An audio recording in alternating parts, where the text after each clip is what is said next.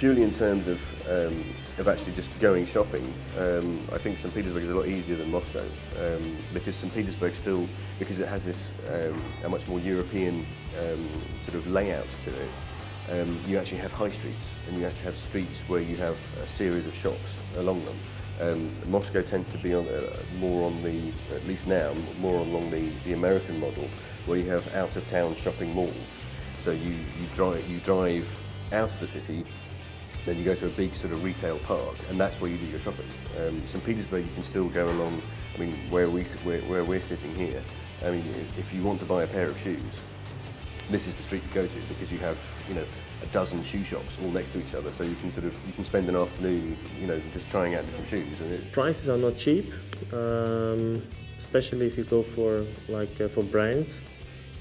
Prices tend to be higher than in Western Europe. But in terms of the quantity of the goods and the brands and the availability of all the brands, it's the same as in any other city of the world. And shopping, my suggestion, if you're coming from Europe or US, do your shopping there. It's much more expensive here, much more, especially the brand names. If you go to what would be a more sort of a place where the locals would go, then you'd probably end up paying the same price as you would back home. But it's finding those places. Again, it's you have to have the local knowledge. The best thing to have is a local friend who can point you at the right shop to go to, and where you're going to get sort of you know, the quality will be right and the price will be right.